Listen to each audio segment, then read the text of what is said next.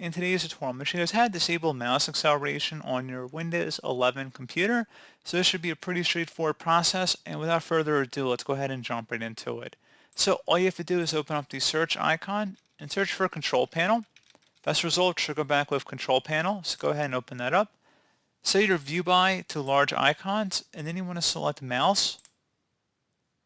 Select the Pointer Options tab, and then where it says Enhance Pointer Precision, uncheck that box to turn it off, or check it to turn it on.